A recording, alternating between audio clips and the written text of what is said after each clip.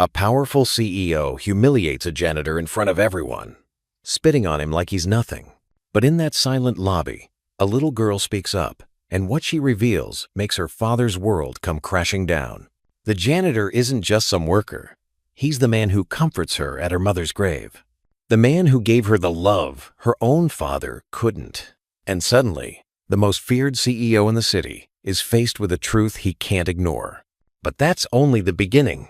A secret bond between a grieving child and a broken father figure, a proud man about to lose everything he built, and a single dad forced into the spotlight, carrying pain no one sees. What happens when the man with all the power is humbled by the one person he loves most? And when pride and grief collide, will this family break apart forever or finally find healing? The morning sun filtered through the towering glass windows of Halden Corporation's lobby, casting long shadows across the polished marble floor. Daniel moved his mop in careful, methodical strokes, taking extra care with each sweep.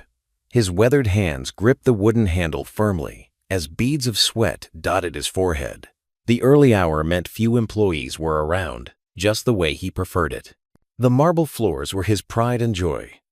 6 years of maintaining them had taught him every groove, every subtle variation in the stone's pattern. He developed a special technique, gentle but thorough, ensuring no streaks were left behind. Today was especially important with the board meeting scheduled, and Daniel wanted everything perfect. He heard them before he saw them. The sharp click of expensive shoes against marble. Multiple footsteps approaching from the parking garage entrance. Daniel's stomach tightened. He recognized the commanding stride of Richard Halden, the CEO, leading what sounded like a group of people. As you can see, gentlemen, our fourth quarter projections. Richard Halden's voice boomed through the lobby, then stopped abruptly. Daniel kept his eyes down, focusing on his work while moving to the side to give them space. What is this? Richard's voice cut through the air like ice. Look at these streaks. Are you blind? Daniel's hands trembled slightly on the mop handle, but he maintained his composure. I apologize, sir. I'll fix it right away. Fix it? Fix it? Richard's face reddened as he turned to his entourage of board members. Do you see what I have to deal with? Incompetence at every level. He stormed toward Daniel, his Italian leather shoes squeaking against the damp floor. How much do we pay you to do this simple job? Daniel stood straight, his voice steady but quiet. Sir, I was just finishing up. If you'll give me a moment. A moment? Do you know who's coming through these doors today? Major investors. And they'll see these disgraceful streaks because you can't perform basic janitorial duties. The small crowd of board members shifted uncomfortably, some averting their eyes, others watching with a mix of embarrassment and morbid fascination. Daniel felt their stares burning into him, but kept his dignity, remembering his daughter's words about staying strong in difficult times. Richard stepped closer, his expensive suit a stark contrast to Daniel's worn uniform. You're nothing but a worthless.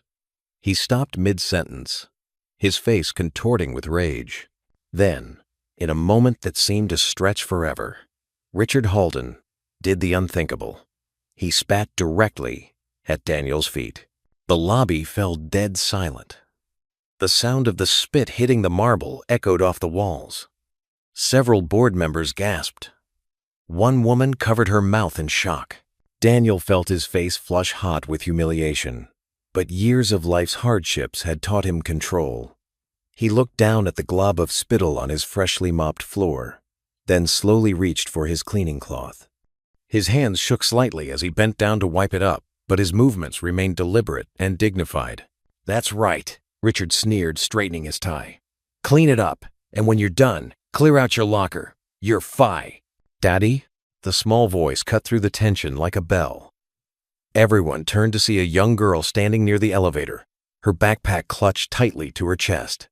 Emily Halden's eyes were wide with confusion and hurt as she looked between her father and Daniel. Richard's expression shifted instantly. Emily, what are you doing here? You're supposed to be waiting in the car with Mrs. Peterson. But Emily wasn't listening to her father. Her eyes were fixed on Daniel, who was still kneeling on the floor. That's the nice man who visits Mommy's grave with me every day." The words hung in the air like suspended crystal. Several board members inhaled sharply. Richard's face drained of color as he stared at his daughter, then at Daniel, his mouth opening and closing without sound. Emily took a small step forward, her shoes making tiny squeaking sounds on the marble. "He helps me arrange the flowers just the way Mommy liked them, and he tells me stories about heaven while we sit there." Daniel slowly stood up, his eyes meeting Richard's for the first time. The CEO's face had transformed from rage to something unreadable, a mix of shock, confusion, and what might have been the first flicker of shame. The board members stood frozen, witnesses to a moment none of them had expected. The magnificent lobby, with all its marble and glass, seemed to hold its breath. A young secretary walking through stopped mid-stride, sensing the weight of the moment. "Emily," Richard finally managed, his voice hardly above a whisper. "What do you mean he visits with you?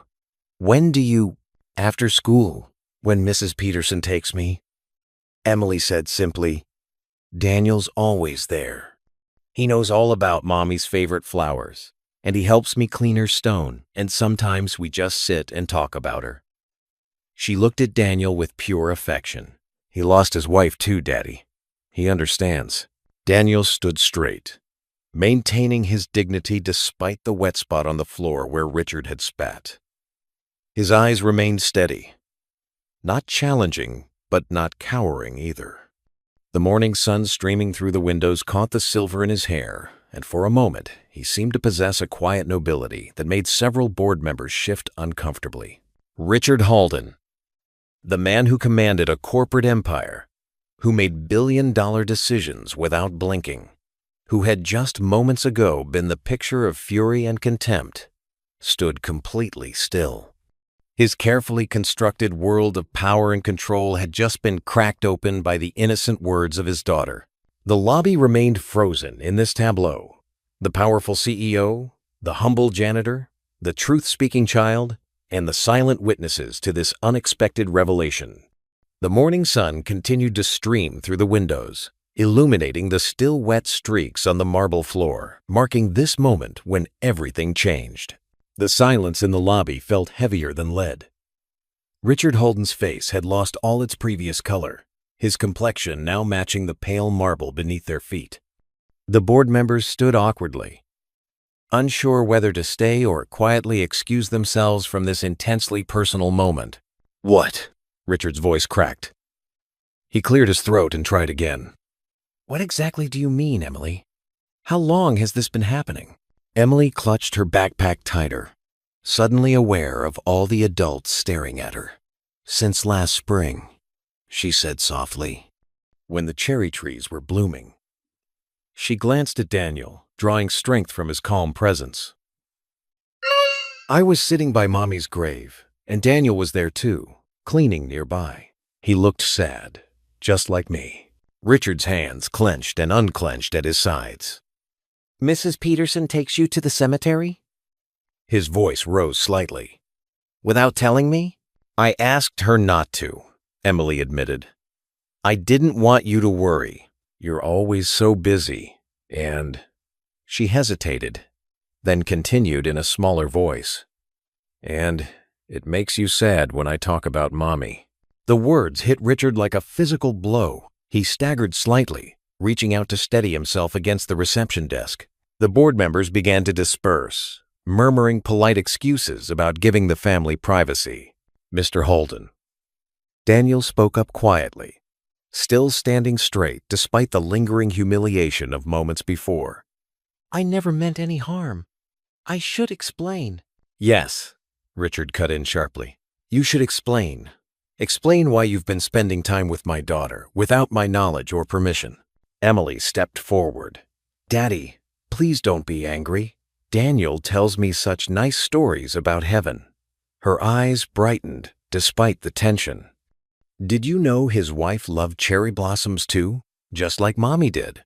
And he knows how to fold the paper flowers when real ones aren't in season." Daniel's weathered face flushed with embarrassment. "Sir, I lost Sarah, my wife, 3 years ago. Cancer." He swallowed hard. I visit her grave most afternoons after my shift. That's where I first met Emily.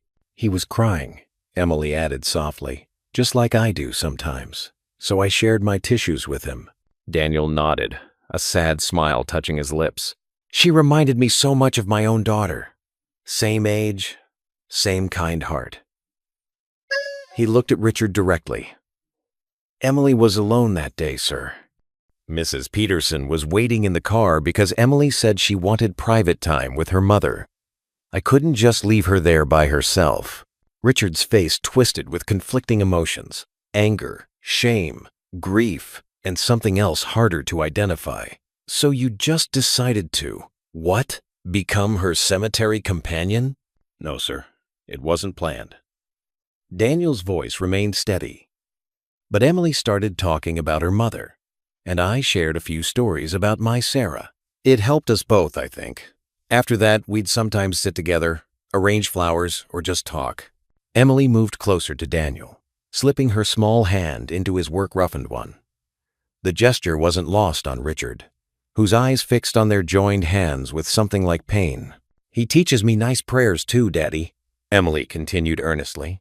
And he helps me clean Mommy's headstone so it always looks pretty. Sometimes we just sit quiet together when we're both missing them too much to talk. Richard ran a hand through his perfectly styled hair, disheveling it. I don't understand. Why didn't you tell me about this, Emily? Why all the secrecy? Emily's lower lip trembled slightly. Because you never want to talk about Mommy anymore. You get that scary, quiet look and go to your office. And Daniel understands what it's like to miss someone so much. It hurts. Right here. She pressed her free hand against her chest. The lobby fell silent again, except for the soft hum of the air conditioning. Several employees who had been pretending to work at their desks gave up the pretense, openly watching the scene unfold.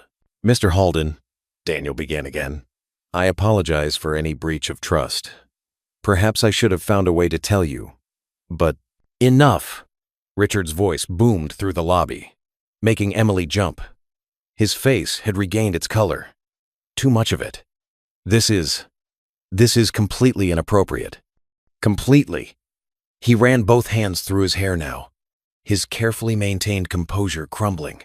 I can't deal with this right now. I have a board meeting in 10 minutes. Daddy, please. Emily started, but Richard was already turning away. We'll discuss this later, Emily. Mrs. Peterson will take you home now. His voice shook slightly. And you... He pointed at Daniel without looking at him. Just get back to work. We'll address this situation later. With that, Richard Halden stormed toward the executive elevator, his expensive shoes clicking rapidly against the marble floor. He jabbed the elevator button repeatedly, stepped in as soon as the doors opened, and disappeared. The lobby remained still for a moment longer. Emily squeezed Daniel's hand once more before reluctantly letting go. I'm sorry, she whispered. I didn't mean to get you in trouble. Daniel shook his head gently. Don't worry about me, sweetheart. Your daddy just got some surprising news. He needs time to think about it.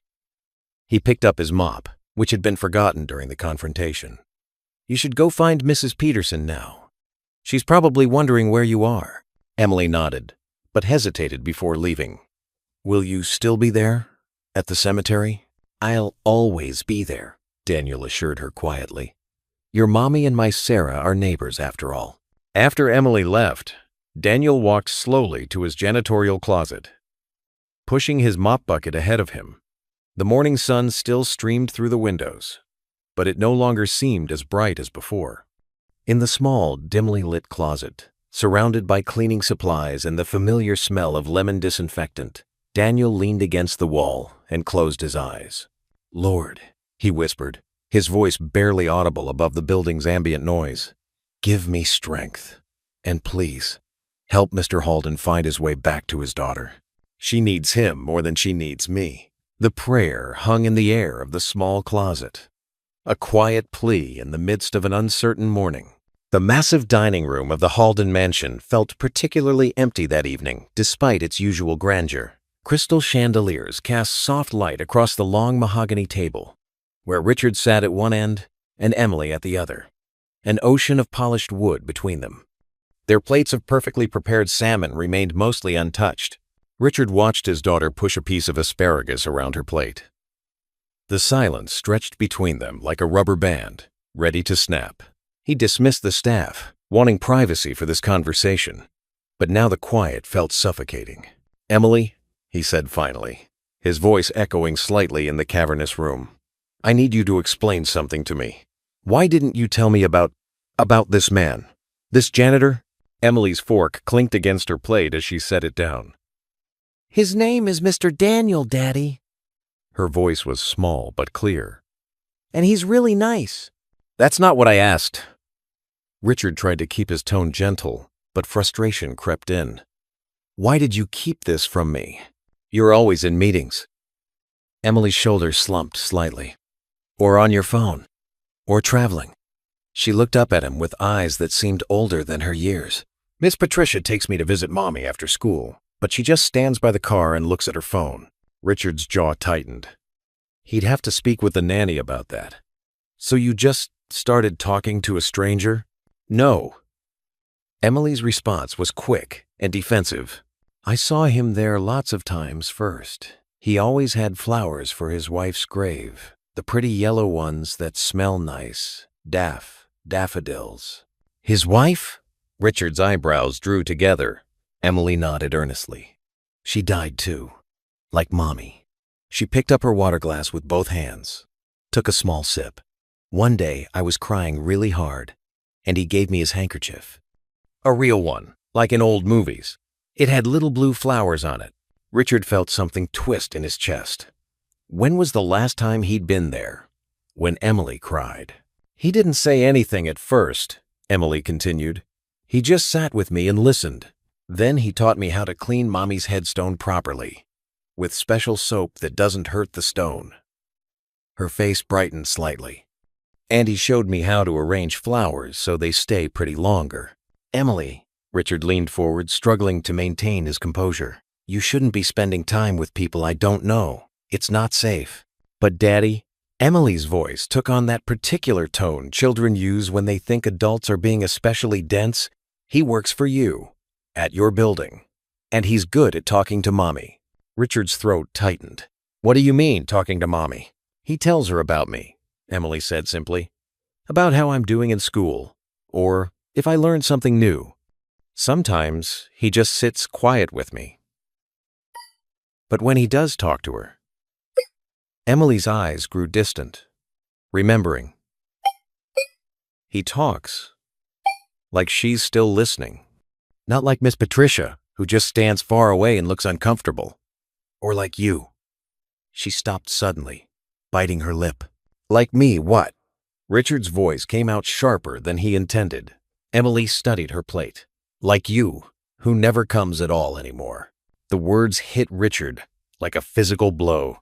He opened his mouth to defend himself. He was busy running a company, providing for their future, maintaining their lifestyle. But the excuses died in his throat as he watched a tear slip down Emily's cheek. "Mr. Daniel told Mommy about my science project last week," she continued quietly. "About how I grew crystals, and how pretty they were. He said she would have loved to see them." Emily wiped her eyes with the back of her hand. "Would she have, Daddy? Would Mommy have loved my crystals?" Richard gripped the edge of the table, his knuckles white. Of course, Sarah would have loved Emily's science project. She would have helped set it up, probably taken dozens of photos, made it into a whole event. She had always been the one who... He stopped that thought before it could finish. "Emily, He started, but found he had no idea what to say next. "Mr. Daniel says it's okay to be sad," Emily added, her voice barely above a whisper. "He says Mommy knows we miss her, and that's why we have to tell her things, so she knows we still love her." Richard pushed back from the table abruptly, his chair scraping against the hardwood floor. "Excuse me," he managed to say, though his voice sounded strange in his own ears. "I need to. I have some work to do." He strode from the dining room, his expensive shoes clicking against the floor, each step feeling heavier than the last. In the hallway, he stopped in front of the large portrait that hung there. Sarah, captured in oils 2 years before her death, her smile as radiant as ever. Richard stared up at his late wife's face, seeing in it all the warmth and compassion he'd been failing to give their daughter. How had he let it come to this? His little girl seeking comfort from a stranger. Because he couldn't.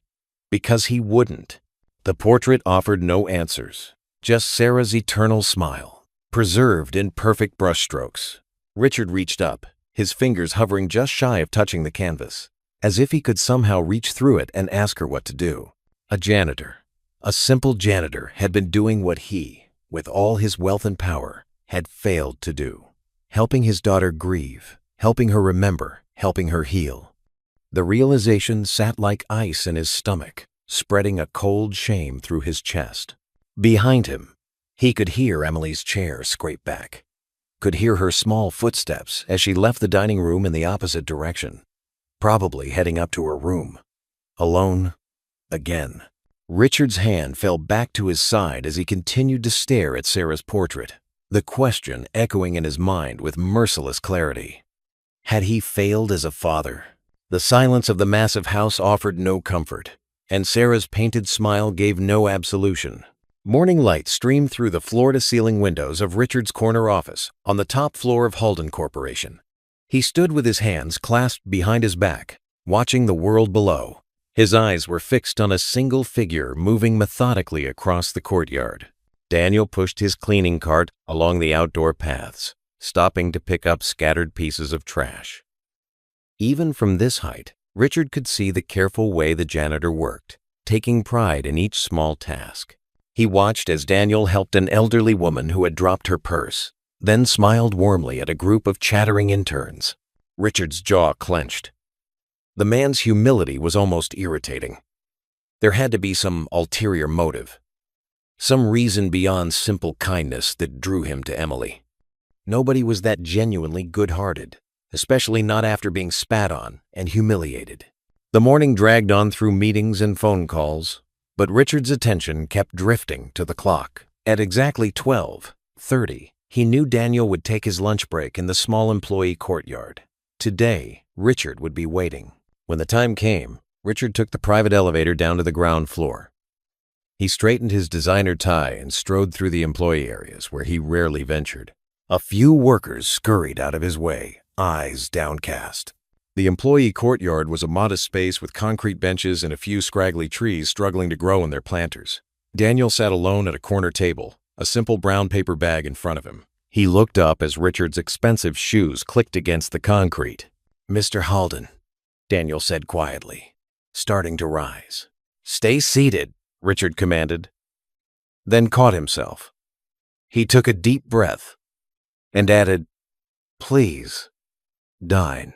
Daniel slowly sat back down, his sandwich untouched in front of him. His work uniform was clean but worn. The blue fabric faded from countless washes. Up close, Richard could see the lines around his eyes that spoke of both kindness and sorrow. "I want to thank you," Richard said stiffly, remaining standing, "for being kind to Emily when she visits her mother's grave." Daniel's eyes softened at the mention of Emily. "She's a special girl, sir. She reminds me of my Sarah at that age." "Yes. Well," Richard cleared his throat. "While I appreciate your attention to my daughter, I need to establish some boundaries." "Of course, sir." Daniel's voice remained steady, respectful. "She is my daughter," Richard continued, his words sharp despite his attempt at restraint. "I don't appreciate finding out that she's been spending time with someone without my knowledge." "I understand." Daniel carefully wrapped up his half-eaten sandwich. "When I lost my wife, I would have given anything for someone to just sit with me, to understand that kind of pain. When I saw Emily alone at the grave that first day," he paused, choosing his words carefully. "She needed that too." Richard's hands clenched at his sides. "Are you suggesting I don't understand my own daughter's grief?" "No, sir." Daniel looked up, meeting Richard's eyes directly for the first time. "I'm suggesting that sometimes it's easier to share grief with someone who isn't also drowning in it." The words hit Richard like a physical blow. He took a step back, straightening his suit jacket. "Just Maintain appropriate distance from now on. She has nannies and counselors if she needs to talk. Yes, sir. Daniel stood gathering his lunch things. But if I may say one more thing, he waited for Richard's tight nod. Emily doesn't need someone to talk to her about her grief. She needs someone to listen. Richard watched as Daniel walked away, his steps unhurried despite the tension of their conversation. The man's quiet dignity was somehow more unsettling than any argument would have been. The rest of the afternoon passed in a blur of meetings and phone calls. But Richard couldn't shake Daniel's words.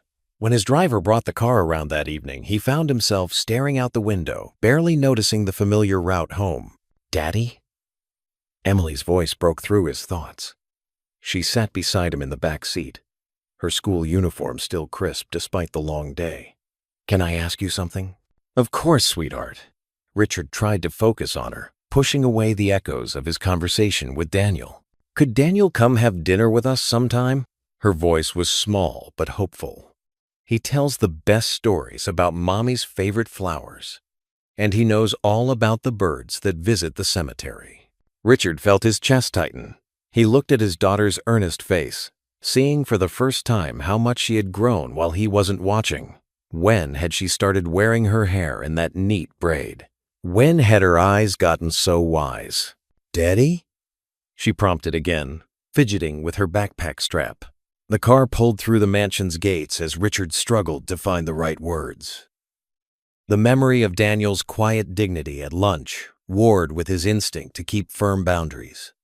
Emily watched him expectantly, hope shining in her eyes that looked so much like her mother's. The Saturday morning dawned crisp and clear, with dew clinging to every blade of grass. Richard Halden sat in his parked Mercedes, his knuckles white against the steering wheel as he watched Emily skip ahead through the cemetery gates. Daniel stood waiting, a small bunch of fresh flowers in his weathered hands. Richard's stomach churned. This wasn't his idea of a Saturday morning. Board meetings, golf with investors, those made sense. But here he was, about to spend time with the janitor he'd humiliated just days ago. All because Emily had begged him with those big brown eyes. Her mother's eyes. "Daddy, come on," Emily called out, waving frantically. With a deep breath, Richard stepped out of his car. His Italian leather shoes felt out of place on the gravel path.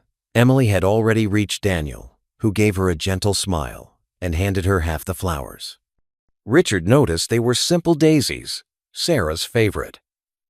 The thought hit him like a punch to the gut. He hadn't remembered that detail in years. "Good morning, Mr. Halden," Daniel said quietly, nodding in greeting. "Richard," he corrected automatically, though the words felt strange in his mouth. "Since we're here." They walked in silence, Emily between them, her small feet carefully avoiding stepping on any graves. Richard realized she knew the path by heart, turning at exactly the right moments without hesitation. How many times had she come here without him knowing? Sarah's headstone stood beneath a maple tree, morning sunlight filtering through its leaves. Richard hadn't visited in months, maybe longer. He'd sent the groundskeepers to maintain it, of course, but seeing it now, he noticed small touches he hadn't arranged. A smooth stone with a heart painted on it, a tiny ceramic angel, weather-worn, but clearly loved. Emily knelt down immediately, arranging her daisies with practiced care. Daniel followed suit, his movements careful and reverent. Richard stood awkwardly, hands in his pockets, feeling like an intruder in what was clearly a familiar routine between them. "Would you like to start today, Emily?" Daniel asked softly. Emily nodded, closing her eyes. "Dear God, thank you for giving me such a wonderful mom, even if I didn't get to keep her very long. Thank you for sending Mr. Daniel to keep me company when I visit her. Please help Daddy not be so sad and angry anymore." Richard's throat tightened. He watched as Daniel bowed his head, adding his own quiet prayer. There was nothing showy about it, nothing false, just simple words about grace and healing and finding light in dark places. "Would you like to tell your mom about your week?" Daniel encouraged gently. "I'm sure she'd love to hear about your science project." Emily's face lit up. "Oh yes, Mom, I got an A+ on my project about butterflies. Remember how we used to watch them in the garden? My teacher said my presentation was the best in the class. Richard listened, rooted to the spot, as his daughter chatted animatedly about everything from school to her piano recital to the new dress she'd gotten. She spoke to the headstone as naturally as if Sarah were sitting right there, smiling and nodding along. Daniel occasionally asked a question or made an encouraging comment, but mostly he just listened, his presence steady and calm. The jealousy rose in Richard's chest again, sharp and hot. This should have been him. He should have been the one bringing Emily here, listening to her stories, helping her maintain this connection to Sarah. Instead, he'd buried himself in work, leaving his daughter to find comfort from a stranger.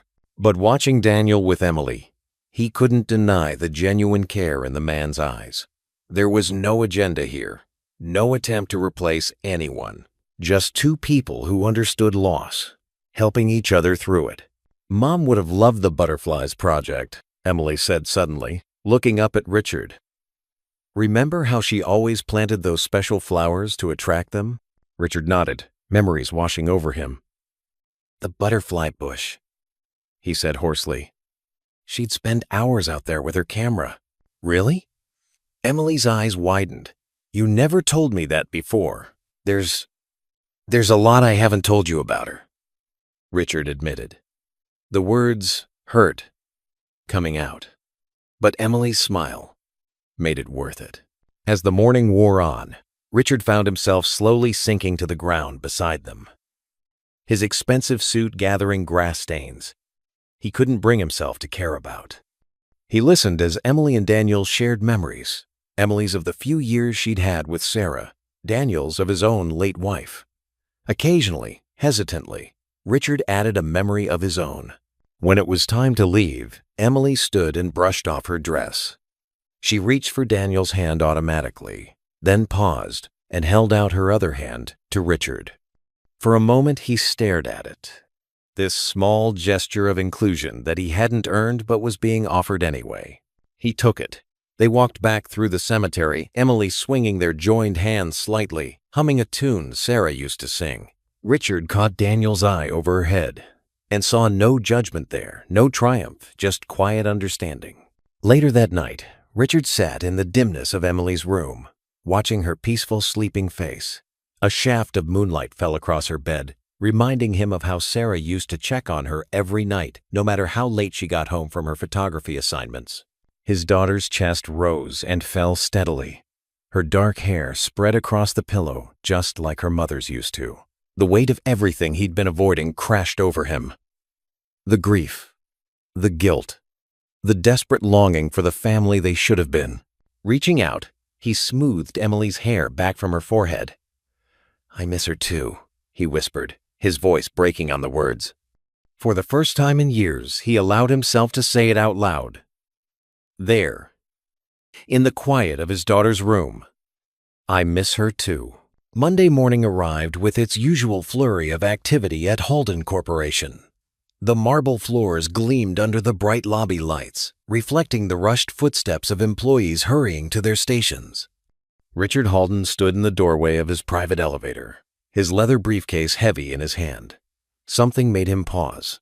Through the glass walls of the nearby conference room, he spotted Daniel working quietly. The janitor was bent over one of the expensive leather chairs, his tools spread neatly on a cloth beside him. His movements were careful and methodical as he tightened loose screws and tested the chair's stability. Richard checked his watch. The board meeting wouldn't start for another 20 minutes. Instead of heading straight to his office, he found himself walking to the break room. The expensive coffee machine hummed to life under his fingers, the same machine he'd always insisted was for executives only. A few minutes later, Richard pushed open the conference room door, 2 steaming cups in hand. Daniel looked up, startled, and quickly began gathering his tools. No, please, Richard said, his voice softer than usual. Finish what you're doing. He set one of the cups on the table near Daniel. Black coffee. Unless you take it differently? Daniel's weathered hands stilled on his screwdriver. Black is fine, sir. Thank you. The surprise in his voice was evident, but he accepted the cup with dignity. Richard settled into one of the other chairs, loosening his tie slightly. "My daughter," he began, then paused. "Emily talks about you often now." Daniel nodded, testing the chair's arm one final time before setting his tools down. "She's a special girl, Mr. Halden. Reminds me of my Sarah sometimes. My daughter, I mean. They're about the same age." "I didn't know you had a daughter," Richard said, realizing how little he knew about the man who had become so important to Emily. "Yes, sir. It's just the two of us now. Like you and Emily." Daniel took a careful sip of his coffee. "Sarah helps me keep going, especially after her mother passed. Children have a way of doing that, giving us strength when we think we have none left." Richard stared into his coffee cup, seeing his reflection in the dark liquid. "I haven't been there for Emily the way I should have been," he admitted, the words feeling foreign on his tongue. "After losing her mother, I threw myself into work. It seemed easier than facing the empty spaces at home." Daniel nodded slowly, understanding in his eyes. "Grief does that to a person, sir. Makes us build walls, sometimes so high we can't see over them ourselves. But you," Richard continued, "you found a way to help her when I couldn't, or wouldn't. The admission cost him something, but it felt necessary." "Sometimes it's easier to talk to a stranger," Daniel said gently. "No history, no expectations. Just someone who understands the pain." He gathered his tools carefully, wrapping them in the cloth. "Emily loves you very much, Mr. Halden. She talks about you all the time at the cemetery, about how smart you are, how many people respect you." Richard felt something tighten in his chest. "Does she?" "She does. But she misses you too. Not the CEO of Halden Corporation, just her dad." The words hit Richard like a physical blow. He stood up, straightening his suit jacket automatically. "The chair. Is it fixed?" "Yes, sir. Good as new. Thank you." Richard paused at the door. "For everything." The day passed in a blur of meetings and phone calls, but Richard found his thoughts returning to that morning conversation. When his driver dropped him home that evening, he found Emily in the living room, surrounded by homework papers. "Daddy!" She jumped up to hug him, and he held her a little longer than usual. "How was school, sweetheart?" "Good. We're learning about butterflies and science. Did you know they can taste with their feet?" Richard smiled, settling onto the couch beside her. "I didn't know that." He helped her gather her papers into a neat pile. "Emily, I've been thinking." She looked up at him expectantly, her eyes so much like her mother's. "Maybe." He cleared his throat. "Maybe we could invite Daniel over sometime. For dinner, perhaps. Would you like that?" Emily's face lit up like a sunrise. "Really? You mean it?" "I do." Richard smoothed her hair. "He's been a good friend to you.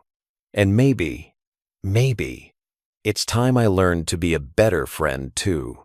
Emily threw her arms around his neck, her homework forgotten. Her smile was brighter than he'd seen in months.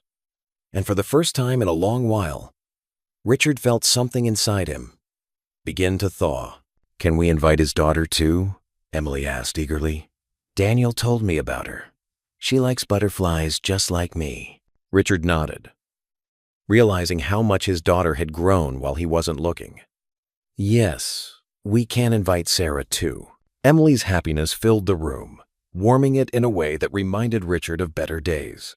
He watched her bounce excitedly in her seat, already planning what they would eat and which games they could play. In her joy, he saw a glimpse of the father he used to be, and maybe, with some help, could be again. Daniel stood at the wrought iron gates of the Halden mansion, his weathered hands smoothing down his best navy blazer. The jacket felt stiff and foreign compared to his usual work clothes. In one hand, he clutched a small potted plant, purple bellflowers, carefully chosen from his personal garden. The intercom crackled. "Please come in, Mr. Walker," a polite voice announced as the gates swung open. Daniel's worn dress shoes crunched along the perfectly maintained gravel driveway. The mansion loomed before him, windows glowing warmly against the darkening sky. Before he could ring the doorbell, Emily flung the door open. You came. She beamed, wearing a yellow dress that matched her sunny disposition. Behind her, Richard appeared in the foyer, his usual business suit replaced by casual slacks and a light blue sweater. "Welcome," Richard said, his voice carrying a hint of uncertainty. "Please, come in." The entrance hall stretched high above them, a crystal chandelier casting dancing lights across marble floors that Daniel usually saw from a very different perspective. He couldn't help but notice they were spotless. Someone else had done his job today. "I brought these." Daniel offered the potted flowers to Emily. "Mom's favorite," Emily interrupted, carefully taking the pot. "They're exactly like the ones by her grave." Richard's jaw tightened slightly, but he managed a small nod.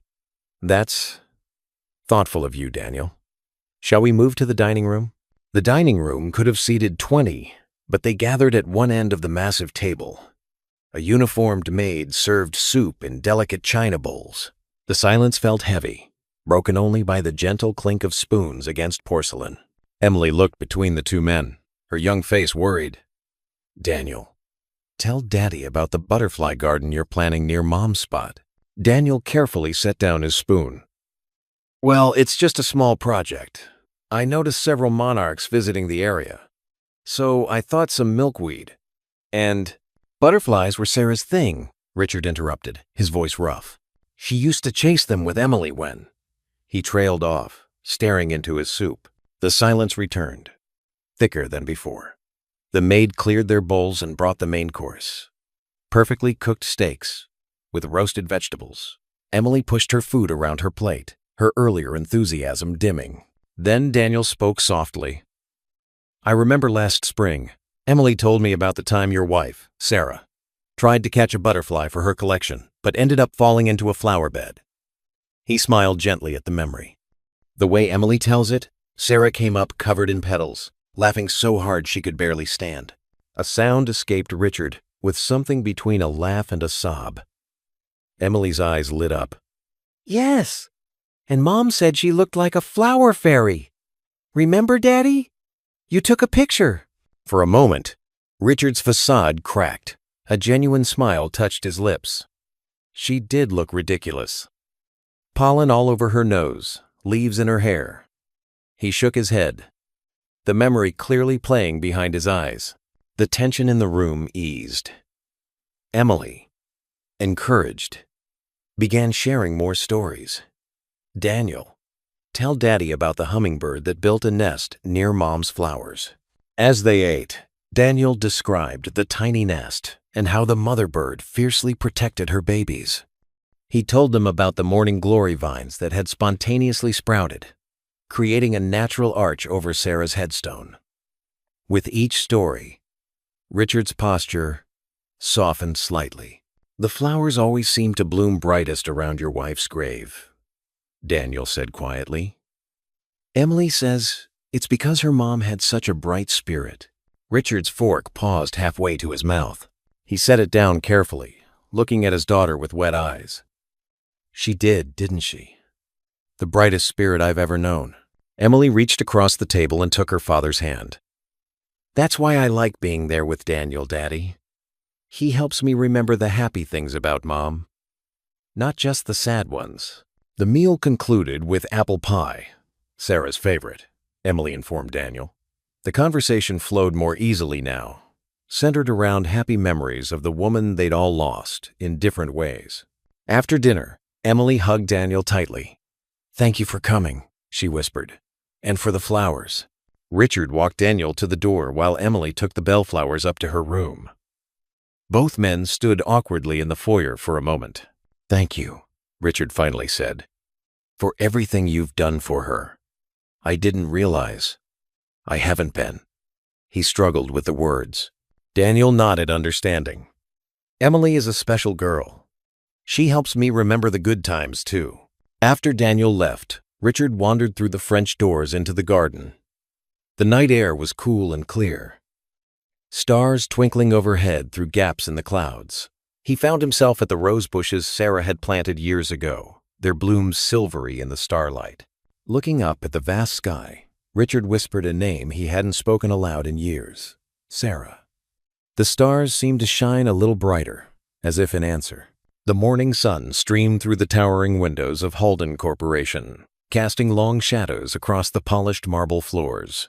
Richard stood at his office window, coffee cup in hand, watching the usual morning bustle below. His attention kept drifting to Daniel, who worked methodically in the lobby. The janitor moved with purpose, treating each task as if it mattered deeply. When he cleaned the brass door handles, his movements were precise and thorough.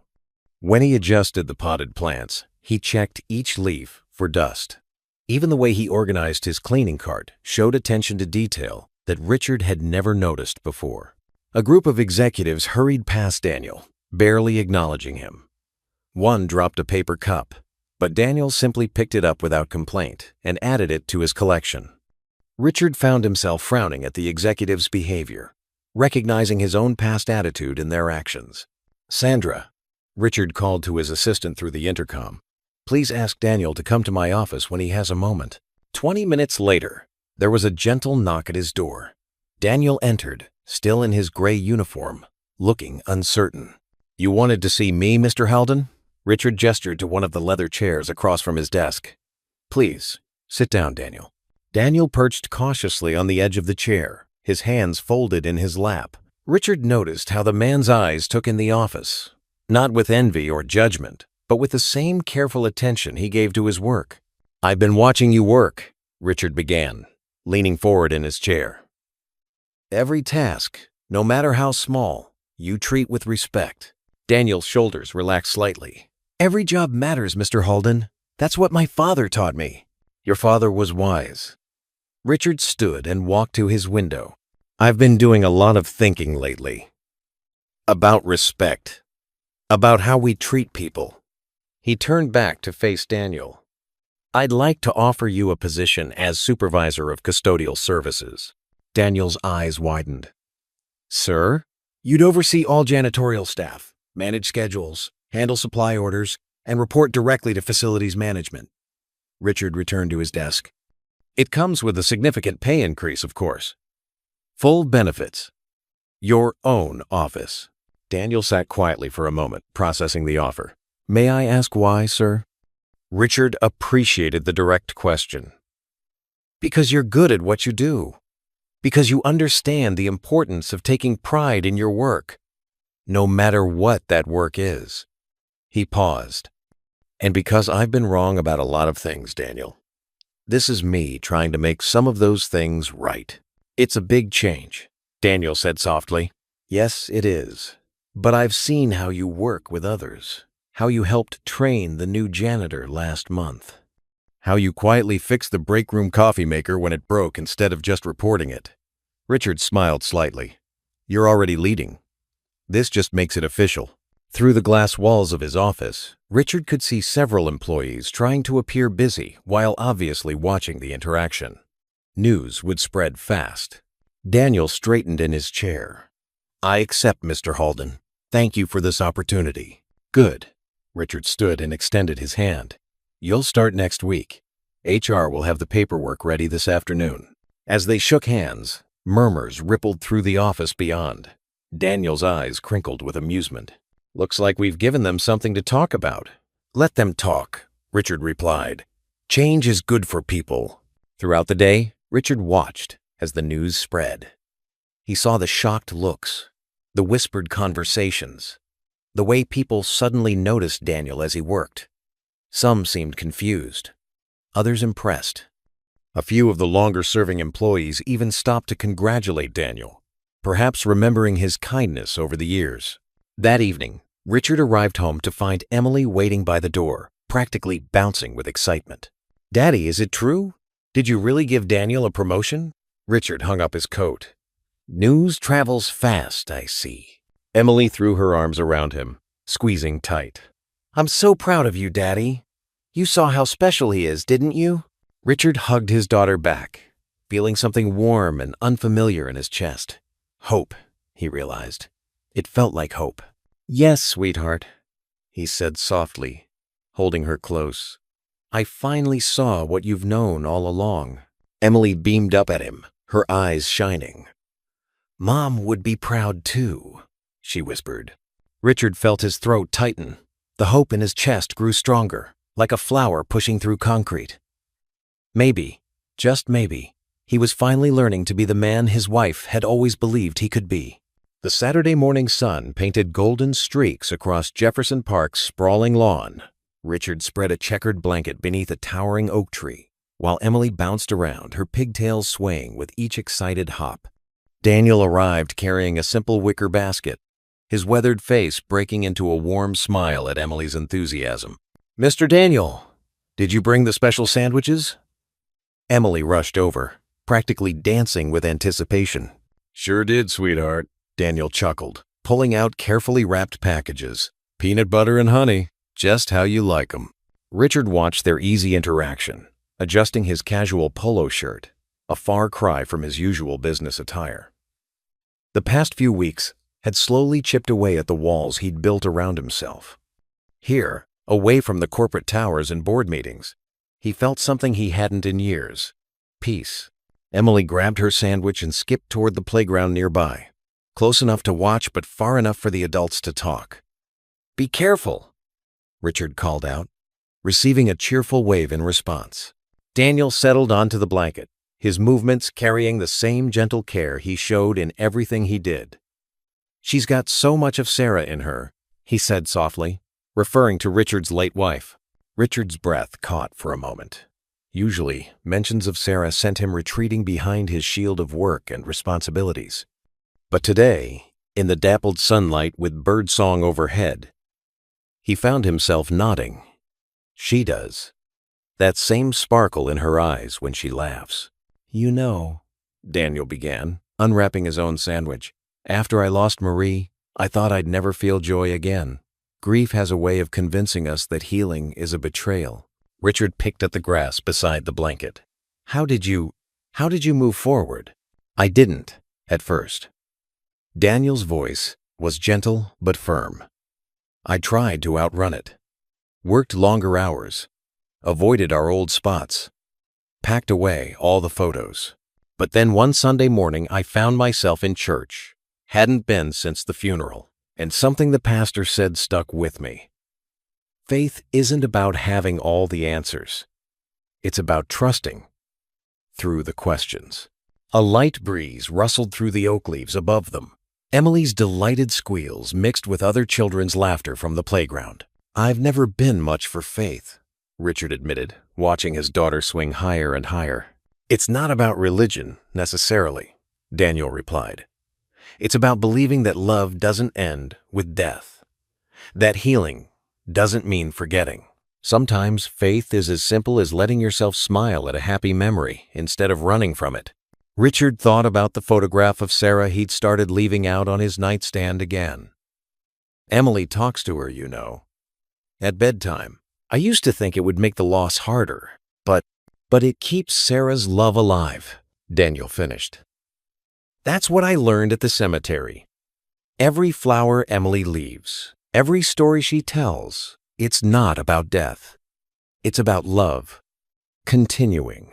They sat in comfortable silence for a while, watching Emily make new friends at the playground. Richard found himself sharing memories of Sarah he hadn't voiced in years. Her terrible cooking attempts, her contagious laugh, the way she could light up any room. Daniel listened with the same patient attention he gave to everything, offering his own stories of Marie and the wisdom grief had taught him. "You know what Marie used to say?" Daniel smiled, his eyes distant with memory. "The heart is like a garden.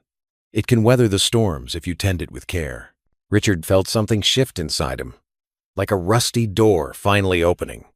"I think I've left my garden untended for too long." "It's never too late to start again," Daniel said simply. Emily came running back, her cheeks flushed with exercise and joy. She flopped down between them, reaching for the juice boxes Daniel had packed. "Daddy, did you see how high I went on the swings? Mr. Daniel, you should have watched." "We both saw you, Princess," Richard assured her, smoothing her windblown hair. "You were flying." Emily beamed, looking between the two men. "You know what Jenny asked me? She saw us and asked if you were both my dads." I told her no, but you're both my heroes. She said it with such matter-of-fact certainty that both men felt their hearts squeeze. Heroes, huh? Daniel raised an eyebrow, trying to hide how touched he was. Uh-huh. Daddy's a hero because he works so hard to take care of me, and you're a hero because you help people feel better when they're sad. Like how you helped me and Daddy remember how to smile about Mommy again. Richard swallowed hard, meeting Daniel's equally moved expression over Emily's head. In that moment, the last vestiges of employer and employee fell away. This was something deeper, a brotherhood forged in shared loss and healing. The afternoon passed with more play, more talks, and even a game of frisbee that had Emily giggling at their clumsy attempts. As the sun began to set, casting long shadows across the park, they packed up their picnic. That night, as Richard tucked Emily into bed, her words from earlier echoed in his mind. Time for prayers, sweetheart? Yes. Can we talk to Mommy? Richard knelt beside her bed, something he hadn't done since Sarah passed. Sure, Princess. You start. Emily clasped her hands together. Dear God, thank you for Daddy and Mr. Daniel. Thank you for helping Daddy smile more. And Mommy, I know you can see us. And I hope you're happy we're all friends now. Richard felt tears prick his eyes as he added his own prayer, his first in years. Dear God, thank you for my daughter's beautiful heart. Thank you for sending us Daniel's friendship. And Sarah, I'm trying to be the father she deserves. I hope you're proud of her. Of us. Emily snuggled into her pillows, already drifting off. Love you, Daddy. Love you too, Princess. Richard stayed kneeling beside her bed, feeling a peace he'd thought was lost forever. Richard adjusted his tie, settling into the plush leather chair at the head of the conference room table. Quarterly projections filled the screen behind him as he addressed the dozen board members present. The morning light streamed through floor-to-ceiling windows, casting long shadows across the polished mahogany surface. As you can see from the third quarter results, our expansion into In Place. The double doors burst open. Sarah, his usually composed assistant, rushed in with her tablet clutched to her chest. Her face was pale, and she stumbled slightly on her heels. Mr. Holden, I'm so sorry to interrupt, but she glanced nervously at the board members. You need to see this immediately. Richard frowned, his authoritative demeanor slipping for a moment. Sarah, we're in the middle of... Sir, please. Her voice trembled. It's already reaching millions of views. She hurried to his side and handed him the tablet. Richard's blood ran cold as he watched the security footage playing on the screen. There he was, in crisp high definition, storming across the lobby. His own voice rang out, harsh and cruel, berating Daniel. Then came the moment that made his stomach lurch. He watched himself spit directly at the janitor's feet. The timestamp showed it was from 2 months ago. The angle perfectly captured Daniel's quiet dignity as he absorbed the abuse and Richard's twisted expression of contempt. It's trending on every platform, Sarah whispered. The major news networks are picking it up. Board member Theodore Jenkins cleared his throat. Richard, perhaps we should address this situation. Richard's hands trembled as he pulled out his phone. Notifications flooded his screen. Missed calls, text messages, emails.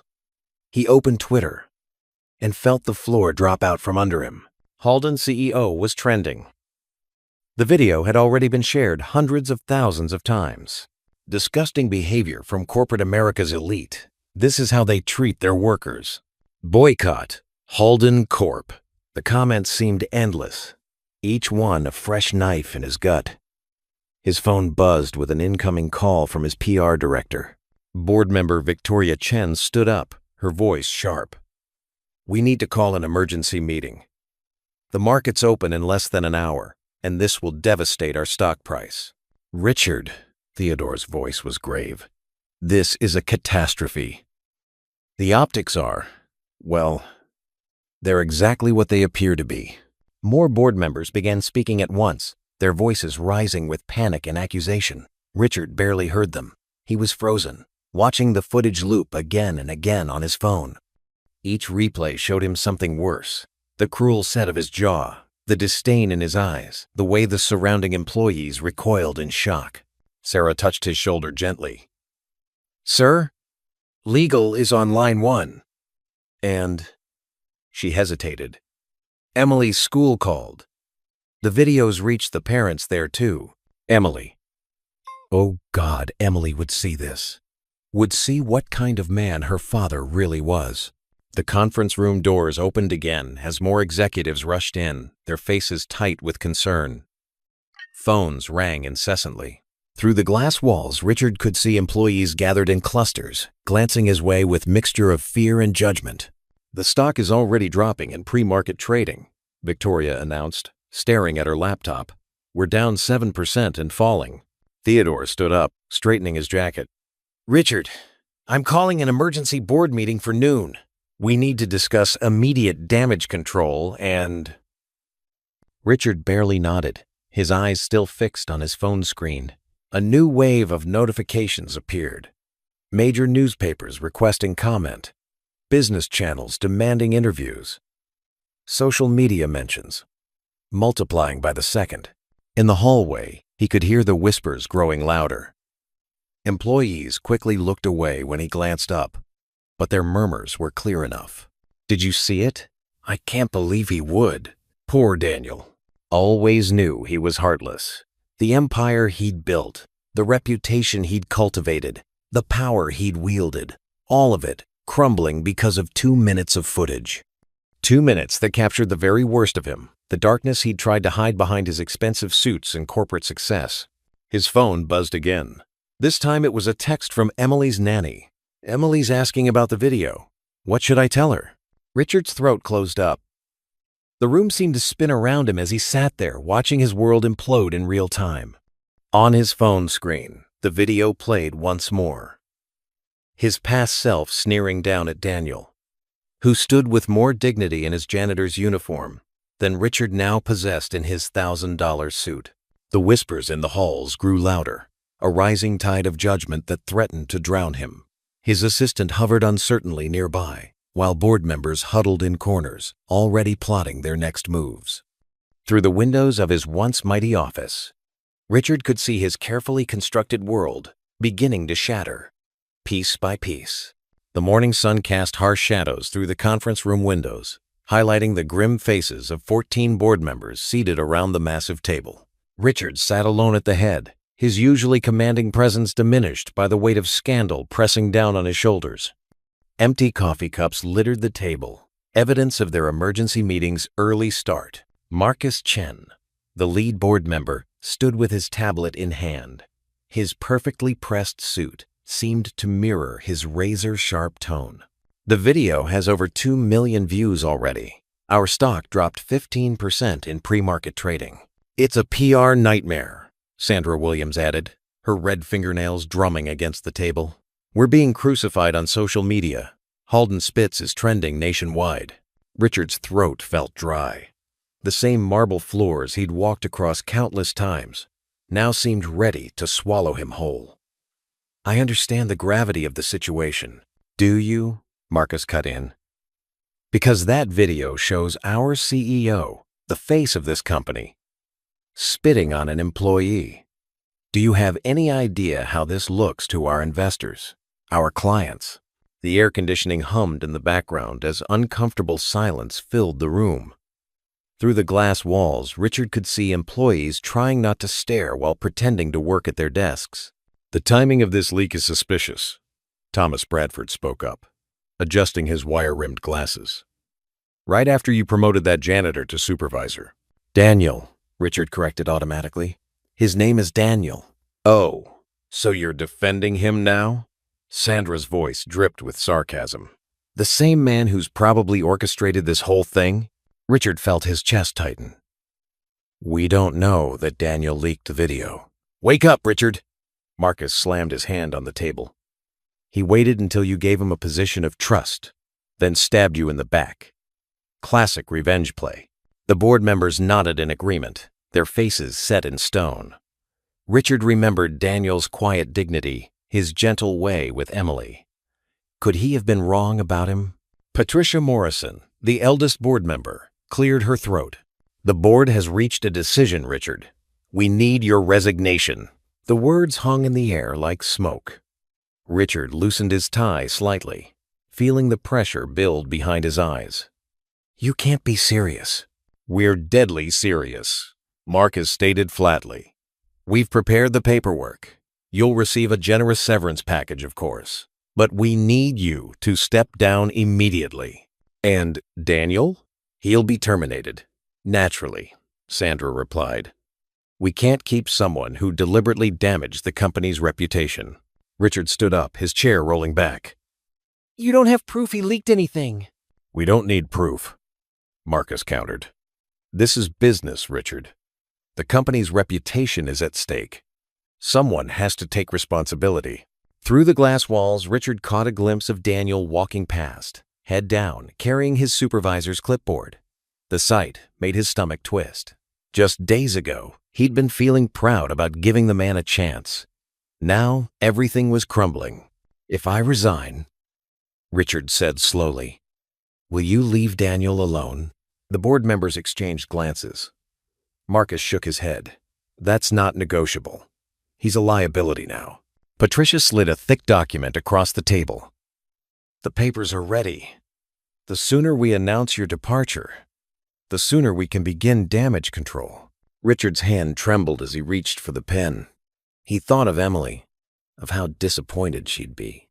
He thought of his late wife, wondering what she would say about the man he'd become, both in that terrible moment caught on video, and now as he faced its consequences. The pen felt heavy as lead. Each signature felt like another nail in his professional coffin. Outside, he could hear the growing murmur of reporters gathering in the lobby. News traveled fast in the digital age. A press conference is scheduled for noon, Marcus informed him, already speaking as if Richard was gone. Security will escort you out through the private entrance to avoid the media circus. Richard stood, straightening his jacket out of habit. The room that had been his domain for so many years suddenly felt foreign. Through the windows, he could see camera flashes starting to light up the lobby like lightning. As security approached to escort him, Richard caught sight of Daniel standing near the employee entrance. Their eyes met briefly across the distance. Daniel's face showed not triumph or satisfaction, but a deep sadness that mirrored Richard's own confusion and pain. The security guards flanked Richard as he walked toward the private exit, his footsteps echoing in the suddenly silent hallway. Employees peeked out from behind cubicles, whispering. The same people who'd fawned over him yesterday now couldn't meet his eyes. Camera flashes exploded as the door opened. Reporters shouted questions that blurred together into white noise. Richard kept his head high, walking straight to his waiting car as microphones thrust toward him from all directions. From the corner of his eye, he saw Daniel watching from the side entrance. The supervisor's clipboard clutched to his chest. The man's expression was unreadable, but there was no hint of victory in his stance, only the slumped shoulders of someone who understood loss all too well. The car door closed with a soft thud, shutting out the chaos. As his driver pulled away from the curb, Richard watched his life's work recede in the rearview mirror, wondering how everything had unraveled so quickly, and whether he'd made the right choice about Daniel after all. The streetlights flickered to life as Richard's luxury car pulled up to Daniel's modest two-story home. The house stood small but well kept, with neatly trimmed hedges and potted flowers dotting the tiny front porch. Emily sat quietly in the passenger seat, her face pinched with worry as she clutched her favorite stuffed rabbit. "Wait here," Richard ordered, his voice sharp with barely contained anger. The day's humiliation had twisted something dark inside him, and now he needed someone to blame. "Daddy, please don't." Emily started, but Richard had already slammed the car door. He stormed up the concrete path, his expensive shoes clicking against the worn steps. Before he could knock, the front door opened, revealing Daniel in simple house clothes, a stark contrast to his work uniform. The janitor's face was etched with concern. "Mr. Holden, I saw the news. I'm so sorry about what happened." "Save it!" Richard cut him off, pushing past Daniel into the modest living room. Family photos lined the walls. Daniel with his daughter, his late wife. Moments of simple joy that only fueled Richard's anger. You planned this all along, didn't you? Daniel closed the door quietly, his movements careful and measured. Sir, I don't understand. I would never...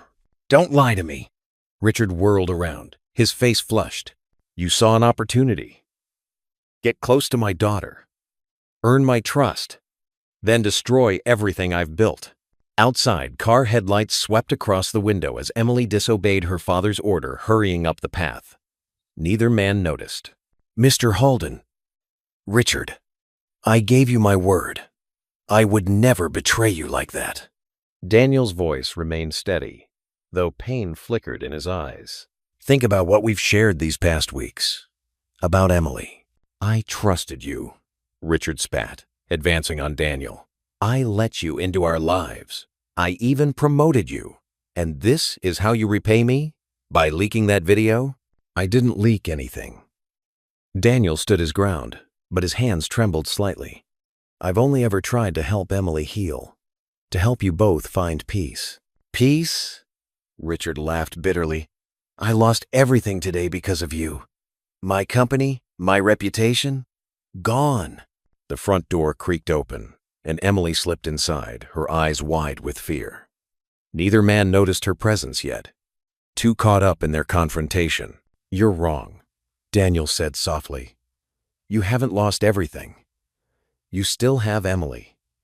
You still have a chance to be the father she needs. Don't you dare tell me how to be a father. Richard's voice rose dangerously. You manipulated my daughter's grief to get close to us. Used her mother's memory. No!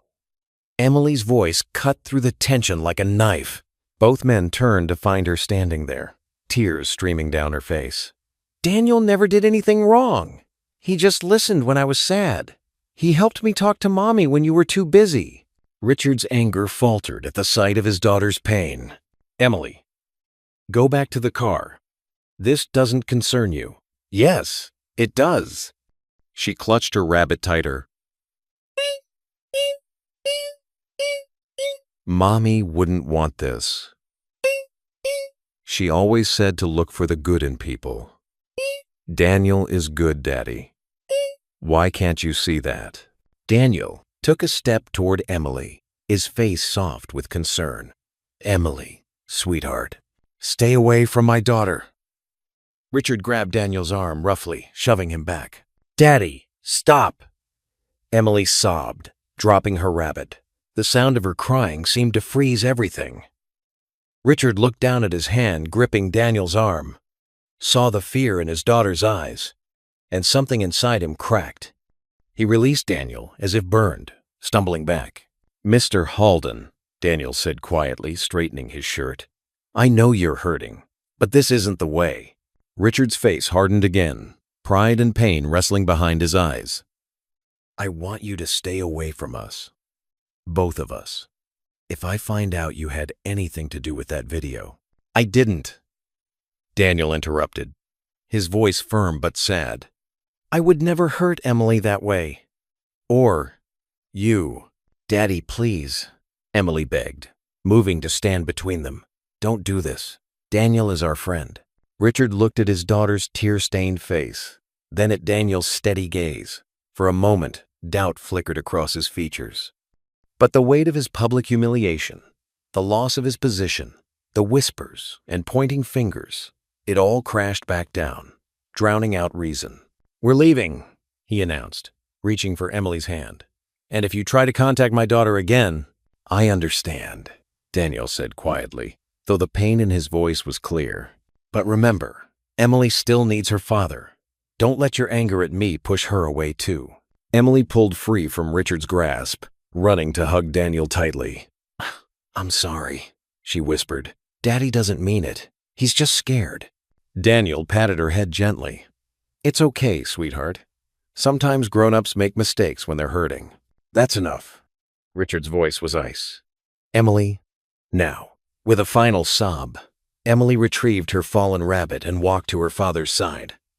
Richard turned without another word, guiding her toward the door. As they stepped outside, Emily's crying grew louder, echoing in the quiet neighborhood. Daniel stood in his doorway, watching them go. The trust they had built, the healing that had begun, it all lay shattered like glass on his welcome mat.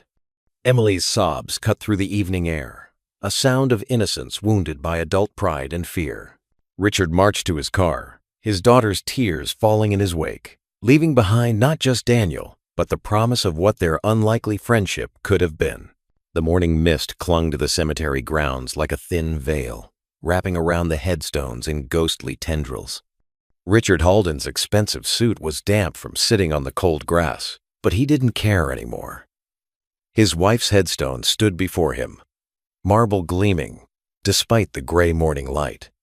Sarah Elizabeth Halden, it read, followed by dates that still felt impossible. Too soon. Too final. "I've made such a mess of everything, Sarah," he whispered, his voice cracking. The perfectly manicured grass beneath his knees felt both foreign and familiar. How many times had Emily sat here, finding comfort, while he buried himself in work? His fingers traced the engraved letters of his wife's name. "I thought I was protecting our legacy, building something for Emily's future." He laughed bitterly, the sound hollow in the morning stillness. "Instead, I've become everything you fought against in me. My pride, my anger." The events of the previous night played through his mind. His fury at Daniel, Emily's tears, the look of disappointment in his daughter's eyes that mirrored Sarah's so perfectly. His chest tightened. "I spat on a man, Sarah. A good man who showed kindness to our daughter when I couldn't." Tears began to fall, dropping onto the marble. "I was so angry when I saw that video going viral. So humiliated. But you know what's worse? I deserved it. Every bit of that shame. I earned it." A bird called somewhere in the distance, its song piercing the quiet. Richard pulled his knees to his chest, feeling smaller than he had in years. "Emily needed me, and I wasn't there. I left her alone with her grief while I built towers of glass and steel." His voice broke completely. "She found comfort with a janitor, a man who lost his wife too, who understood her pain. And instead of being grateful, I let my pride destroy even that." For the first time since Sarah's death, Richard clasped his hands together in prayer. His shoulders shook as he whispered, "God, I don't know if you're listening. I haven't exactly been a faithful servant, but Sarah always believed, and Emily." He swallowed hard. "I need help. I've lost my way. Please, forgive me. Show me how to make this right." Across town, in a smaller, humbler cemetery, Daniel knelt before another grave. Mary Catherine Wilson's headstone was simpler than Sarah Halden's, but the flowers planted around it bloomed just as beautifully. Daniel's work clothes were folded neatly beside him. He'd called in sick today, needing time to think. "I tried, Mary," he said softly, adjusting a wind-blown flower. "I tried to help them like you would have. That little girl, she reminds me so much of our Sarah when she was young, so full of love, even through her pain." The morning breeze rustled through nearby trees, carrying the scent of spring flowers. Daniel closed his eyes, fighting the bitterness that threatened to overwhelm him. "I'm angry," he admitted, "after everything. The humiliation that day, swallowing my pride, trying to build bridges. He still thinks I betrayed him." Daniel's hands clenched in his lap. "Part of me wants to let him suffer, let him lose everything like he deserves." Emily's tear-stained face flashed in his memory, her words echoing, "Mommy wouldn't want this." "But that's not what you'd want, is it?" Daniel's voice softened. "You always said bitterness is a poison we drink ourselves, hoping others will die." He touched the headstone gently. "Emily needs her father, Mary. She needs him to heal, to learn to love again. Just like our Sarah needed me after you left us." The sound of distant traffic mingled with birdsong, a reminder of the world moving on outside these quiet grounds. Daniel shifted, his knees aching from the damp grass. "I don't know how to help anymore," he confessed. "Richard won't listen to me now. But Emily..." He paused, remembering her fierce hug goodbye. She believes in both of us. She has your kind of faith, Mary, the kind that sees past pride and anger to what matters. Daniel looked up at the brightening sky, his prayer barely a whisper. Lord, I need your strength. Help me let go of this anger. Show me how to forgive, even when it hurts. Not for Richard's sake, but for Emily's, for the healing she deserves. The morning light grew stronger, burning away the mist. In 2 different cemeteries, 2 broken men remained kneeling, their prayers rising like incense into the dawn sky. Their words were different, but their hearts echoed the same desperate hope, for guidance, for forgiveness, for the strength to rise above their pain. Richard pressed his forehead against the cool marble of Sarah's headstone, his tears flowing freely now. Help me be the father she needs, he whispered. The man you always believed I could be. Daniel touched his wife's name one last time, his voice steady despite his pain. Give me the wisdom to help, Mary, the compassion to forgive, the strength to be the example Emily needs, just like you were for our Sarah. The morning light touched their faces, warm and gentle as grace itself, while their whispered prayers continued to rise into the brightening sky. The first signs appeared during breakfast. Emily pushed away her untouched bowl of cereal, her usual rosy cheeks pale and drawn. I don't feel good, Daddy, she mumbled, wrapping her arms around herself. Richard looked up from his phone, where he'd been scanning the latest news articles about his downfall. The sight of his daughter's discomfort made him forget everything else. What's wrong, sweetheart? My chest hurts when I breathe. Emily's words ended in a harsh cough that seemed to rattle her small frame. Richard pressed his hand to her forehead. The heat radiating from her skin made his stomach clench. You're burning up! He quickly called their family doctor, who agreed to see Emily right away. At the doctor's office, Emily's coughing grew worse. She curled up in the examination chair, looking smaller and more fragile than Richard had ever seen her. The doctor listened to her chest with a frown, ordered x-rays, and finally delivered the verdict: pneumonia. She needs to be admitted to the hospital immediately, the doctor said firmly. Her oxygen levels are concerning. Richard's world narrowed to a tunnel of fear. He barely remembered the drive to the hospital, holding Emily's clammy hand while she dozed fitfully in the back seat. The admission process passed in a blur of forms and worried nurses' faces. They placed Emily in a private room with machines that beeped steadily. An IV dripped medicine into her arm, and an oxygen mask covered her face. Richard pulled a chair close to her bed, his heart aching at how tiny she looked among the white hospital sheets. Daddy? Emily's voice was muffled behind the mask, her eyes glassy with fever. I'm right here, baby. He squeezed her hand gently. The doctors are going to make you all better. She shook her head weakly. I want to go to Mommy's grave. When you're better, sweetheart. I promise. Emily's eyes filled with tears. I want Daniel. He knows how to talk to Mommy. The words stabbed at Richard's heart.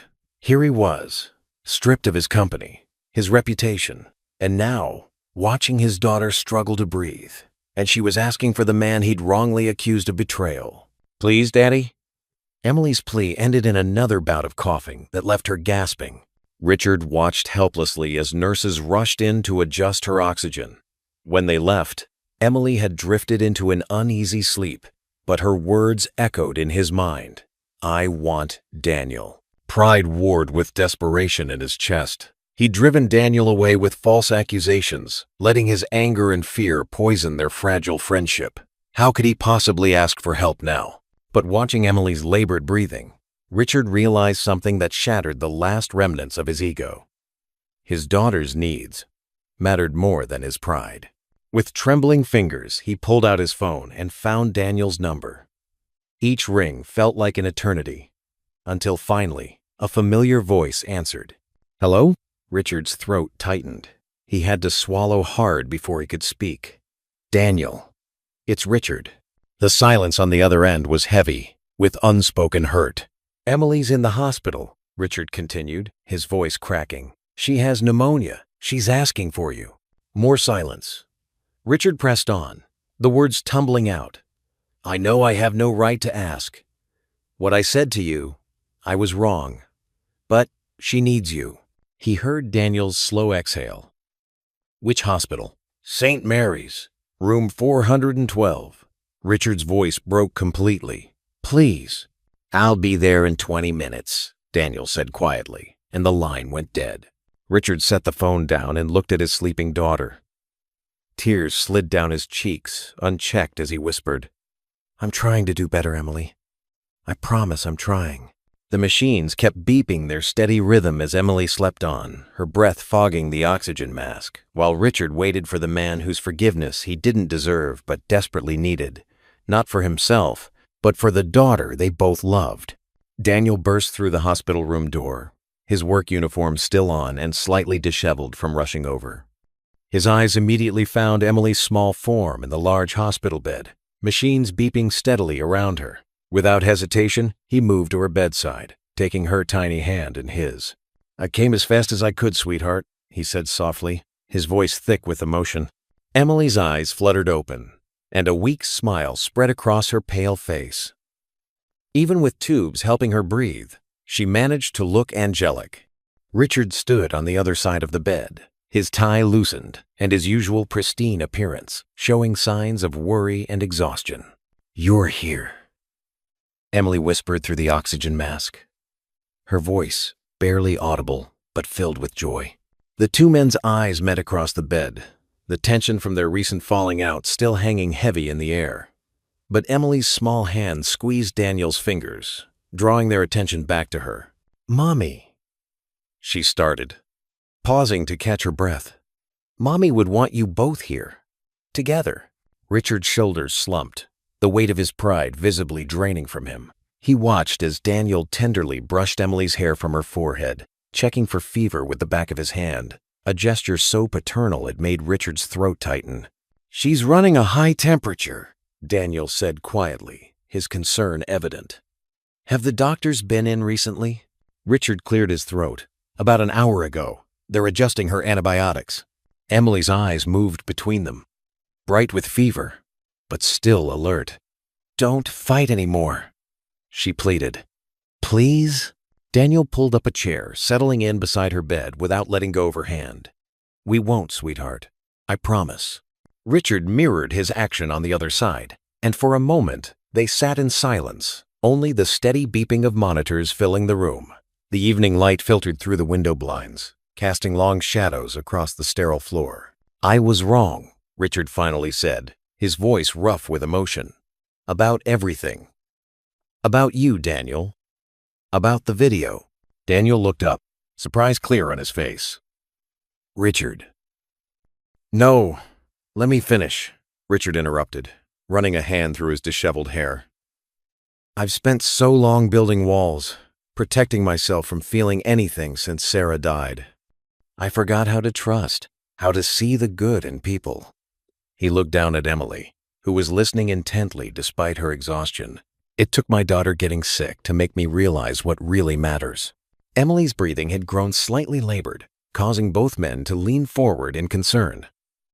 A nurse poked her head in, checking the monitors before adjusting something in Emily's IV line. After she left, Daniel spoke softly. "I never leaked that video, Richard, but I forgive you for thinking I did."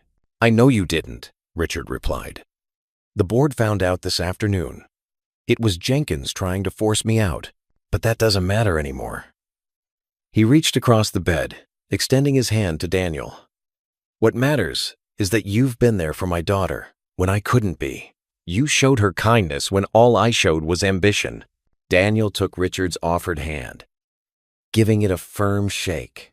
Emily's smile grew wider behind her oxygen mask. "Could we?" she whispered, pausing to catch her breath. "Could we pray, like we do at Mommy's grave? Could we?" Daniel glanced at Richard, who nodded without hesitation. Both men bowed their heads, and Daniel began to pray, his voice gentle but firm. "Dear Lord, we come before you tonight, three hearts joined in love and concern for this precious child. We ask for your healing touch upon Emily, your comfort and strength to flow through her body. Guide the doctors and nurses caring for her. And Lord, we thank you for bringing us together, for showing us that your love can bridge any divide.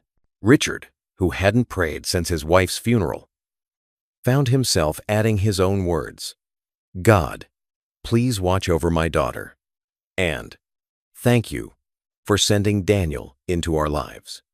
Help me to be the father Emily deserves. Emily's grip on their hands tightened slightly, and she whispered, "Thank you, Jesus, for my two dads." The simple sincerity of her words brought tears to both men's eyes.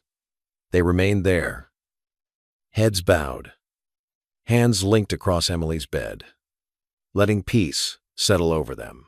The bitterness that had divided them melted away, replaced by something stronger, a shared faith and love for the child between them. As the evening wore on, Emily's breathing became more regular, the medication finally taking effect. Her eyes grew heavy, but she fought to keep them open, as if afraid her two fathers might disappear if she slept. "It's okay, sweetheart," Daniel assured her. "We'll both be here when you wake up." "Promise?" she mumbled, already drifting off. "We promise," Richard answered, squeezing her hand gently. Emily finally surrendered to sleep, her small hands still holding on to both of them, forming a bridge between the two men who had learned to put aside their differences for the love of a child. The hospital's community room buzzed with anticipation. News cameras lined the back wall, their red lights blinking like watchful eyes. Reporters filled every chair, smartphones and notepads at the ready. The air felt thick with tension and the sharp scent of coffee from hastily emptied paper cups. Richard Halden stood behind the podium, looking different than he had just weeks ago. Gone was the perfectly pressed designer suit and the air of untouchable authority. Instead, he wore a simple navy blazer and white shirt, no tie. Dark circles under his eyes spoke of sleepless nights, and his normally perfect hair showed traces of gray at the temples. In the front row, Emily sat in a wheelchair, wrapped in a warm blanket, her color finally returning after her bout with pneumonia. Daniel stood quietly beside her, one hand resting protectively on the back of her chair. His work uniform had been replaced with modest dress clothes, a testament to the dignity Richard had finally recognized in him. Richard cleared his throat, adjusting the microphone. Camera shutters clicked rapidly, capturing his uncharacteristic uncertainty. "Thank you all for coming," he began, his voice lacking its usual commanding tone. "Many of you have seen the viral video of me." He paused, swallowing hard. "Of me assaulting a member of my staff. Today, I'm not here to defend that action or to protect my reputation. I'm here to tell the truth." The room fell silent. Even the most seasoned reporters leaned forward, sensing something unprecedented. "That day, I spat on a man named Daniel Matthews." Richard's voice cracked slightly. "I humiliated him in front of others because I thought my position as CEO gave me that right. I thought my wealth and power made me better than him." He gripped the podium edges. "I was wrong. Deeply, shamefully wrong." Cameras flashed intensely. Several reporters began furiously typing on their phones, but Richard continued, his eyes now fixed on Daniel. "What I didn't know then was that this man, this janitor I treated with such contempt, had been quietly showing more humanity and compassion than I had in years. While I was building my empire, he was helping my daughter grieve for her mother. While I was closing million-dollar deals, he was teaching her how to lay flowers at her mother's grave. While I was too proud to show weakness, he was showing her what true strength looks like." Emily reached up and squeezed Daniel's hand. A few reporters dabbed at their eyes with tissues. "I stand before you today not as the CEO of Halden Corporation, but as a humbled man. My daughter's illness this past week showed me what truly matters. It's not stock prices or board meetings. It's not marble floors or corner offices. It's the simple dignity of every human being. It's the kind of quiet grace that Daniel showed my daughter when she needed it most." Richard stepped out from behind the podium, something no PR advisor would have recommended. His voice grew stronger, more passionate. I'm announcing today that I'm not fighting to retain my position as CEO. Instead, I'm establishing a foundation dedicated to helping working families, single parents, and those grieving losses like my daughter and I have experienced. And I'm asking Daniel Matthews to help me run it. Not as an employee, but as an equal partner. Gasps rippled through the room. Camera flashes intensified to a storm of light. Richard raised his hand for silence. But first, I owe Daniel something more important than any job offer. He turned fully toward Daniel now, his voice thick with emotion. I am deeply, profoundly sorry for how I treated you. You showed my daughter love when I couldn't. You demonstrated character I had forgotten existed. I was wrong, and I ask for your forgiveness, not in private, but here, in front of everyone who saw me wrong you. The room held its breath. Every camera turned to Daniel, who stood straight and tall beside Emily's wheelchair. For a moment that felt eternal, he said nothing. Then he stepped forward, his movements deliberate and dignified. Mr. Haldon. Daniel's voice was clear and strong, carrying to every corner of the room without need of the microphone. I forgive you. He extended his hand toward Richard. The gesture was simple but powerful. Not a subordinate's obligation, but an equal's choice. Richard grasped it with both of his own, tears now flowing freely down his face. Emily wheeled herself forward, placing her small hand atop their joined ones. The cameras captured the moment, the fallen CEO, the forgiving janitor, and the little girl who had brought them together. Thank you, Richard whispered, though the microphone caught it. Thank you for showing me what real strength looks like. The room erupted in questions from reporters, but for that moment, the three stood together, their joined hands speaking louder than any words could. Tissues appeared throughout the room as hardened journalists found themselves moved by this unexpected display of humility and grace. Daniel's simple act of forgiveness, broadcast live across the nation, would soon go as viral as the original video had, but for entirely different reasons. It was a moment of genuine redemption, unscripted and raw, that touched millions of viewers and would be replayed on news stations for days to come. The flash of cameras continued, capturing what would become an iconic image. Three people, once divided by pride and position, now united by something far more powerful, the healing power of forgiveness and grace.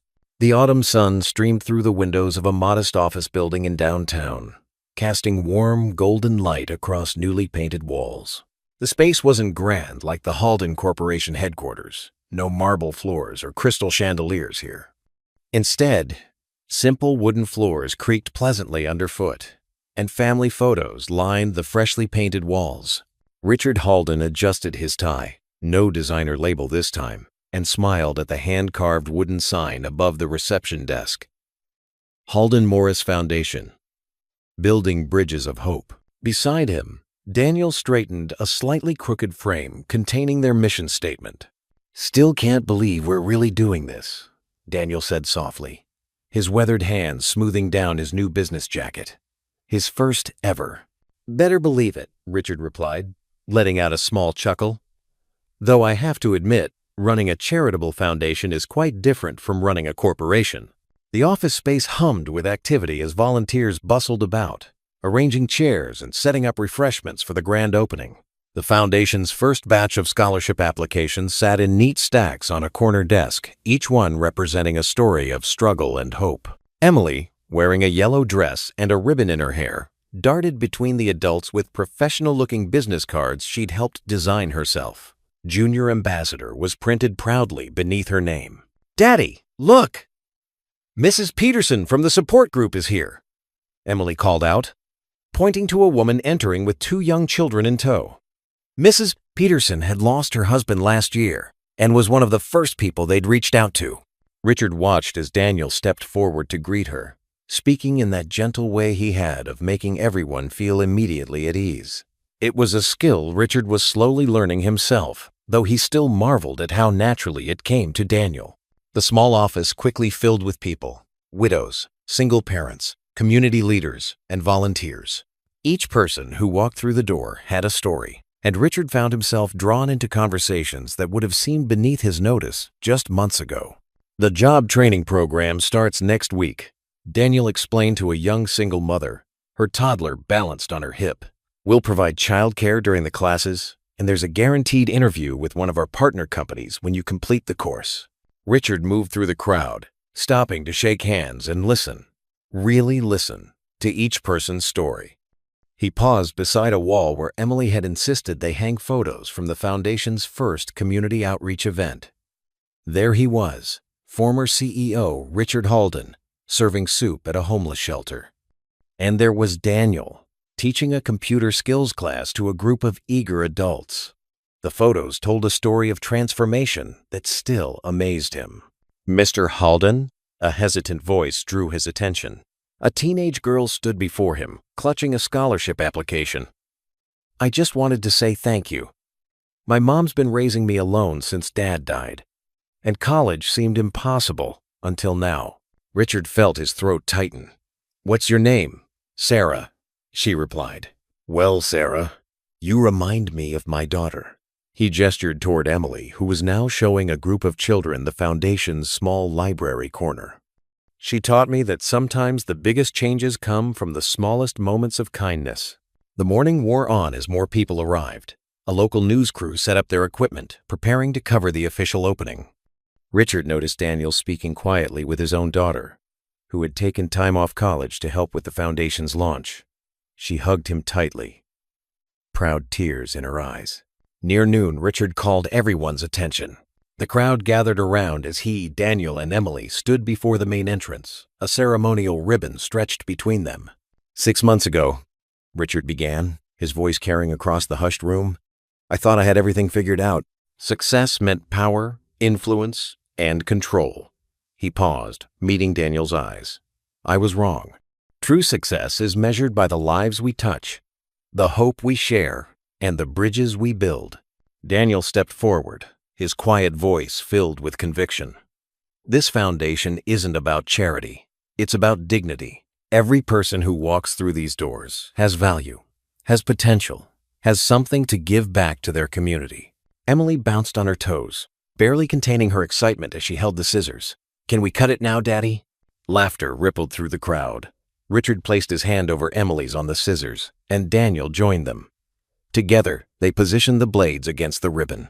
To new beginnings, Richard said. To hope, Daniel added. To family, Emily declared. The scissors closed with a satisfying snip, and the ribbon fluttered to the ground. Applause filled the room as the doors officially opened. Emily hugged both men tightly, her face beaming with joy. The crowd began moving into the office space, but for a moment, the three of them stayed there, arms around each other. Richard looked at Daniel, no longer the janitor he'd once despised, but a brother in all but blood. He looked at Emily, whose innocent wisdom had set them all on this path. Ready to get to work? Daniel asked, straightening his tie. More than ready, Richard replied, as Emily took both their hands. They stepped through the doorway together, into the warmth of their new shared purpose, ready to help others find their way through grief to hope, just as they had done. The morning mist curled around the headstones like gentle fingers, softening their edges in the dim pre-dawn light. Dew sparkled on the grass, and somewhere in the distance, an early bird began its morning song.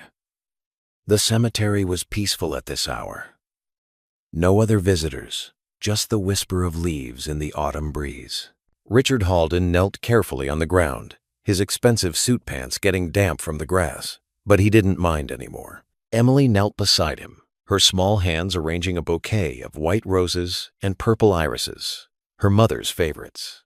Daniel Morris stood a respectful distance away, his own bunch of flowers clutched loosely in his hands, giving father and daughter their moment. The roses are really pretty this week, Emily said softly, touching a perfect white petal. Mrs. Johnson at the flower shop said they just came in fresh yesterday. Richard nodded, his throat tight as he traced the carved letters of his wife's name. Sarah Elizabeth Halden, beloved wife and mother. The marble was cool under his fingertips, familiar now after so many visits. But today felt different, lighter, somehow. Your mother would love them, sweetheart. Richard managed, his voice rough with emotion. He glanced over his shoulder at Daniel, who stood quietly in his Sunday best, hands clasped in front of him. Daniel, please, join us. Daniel stepped forward carefully, placing his own flowers, simple white daisies, beside the roses. He'd been tending this plot for years, before Richard knew, keeping the grass neat and the headstone clean. Now, he was here as family. Emily reached for both their hands, tugging them down beside her. Her small fingers intertwined with theirs, as naturally as breathing. The three of them knelt there together in the growing morning light, while birds began their chorus in earnest. I talk to Mommy all the time, Emily said, her voice clear in the quiet morning. But today feels special, doesn't it, Daddy? Richard nodded, feeling tears prick at his eyes. The old him would have fought them back, would have seen them as weakness. But he'd learned better now. It does, sweetheart, because today I have something important to tell her. He took a deep breath, looking at the headstone that had witnessed so much change. Here was where his daughter had found comfort when he couldn't give it. Here was where Daniel's quiet wisdom had first touched their lives. Here was where his own pride had finally crumbled, making room for something better. Sarah, he whispered, his voice carrying in the morning stillness. I've been lost for so long. After you left us, I buried myself in work, in anger, in pride. I forgot how to be the man you loved, the father Emily needed. He squeezed his daughter's hand gently. But somehow, through God's grace and the kindness of others, I've found my way back. We're a family again. Emily leaned against his shoulder, and he felt her small frame shake with emotion. On his other side, Daniel bowed his head in silent prayer, his presence steady and reassuring. It's different now, Richard continued, his voice growing stronger. Not the same as before. It can never be exactly the same. But it's good, Sarah. It's so good. Emily has two fathers looking out for her now. The foundation is helping other families who are hurting. And he paused, wiping his eyes. I finally understand what you always tried to teach me about faith and humility. The sun was rising properly now, its rays catching the morning dew and turning each drop into a tiny diamond. The light touched Sarah's headstone, making the marble glow warmly. Emily shifted, reaching out to touch the stone with her free hand. Mommy would be so happy, she said with the simple certainty of a child. She always said love makes families grow bigger, not smaller. Daniel cleared his throat softly. She sounds like she was very wise. The wisest? Richard agreed, looking at his daughter, who was so much like her mother. And she would have loved seeing you here with us, Daniel. You've helped heal our family in ways I can never repay. There's nothing to repay, Daniel said quietly. That's what family does. They stayed there a while longer, sharing memories of Sarah, Emily telling her mother about the foundation's latest projects, about school, about how her daddy smiled more now. The morning grew warmer around them, but none of them felt any rush to move. Finally, Emily stood up, tugging both men's hands. We should go. Mrs. Peterson is making those special pancakes for after-church breakfast. Richard smiled, remembering the elderly widow who now cooked for their Sunday gatherings. Another life touched by the foundation's work. He rose slowly, his knees protesting a little from the long kneel. Daniel stood too, brushing grass from his pants. The three of them stood together, looking at Sarah's grave now bathed in morning sunlight.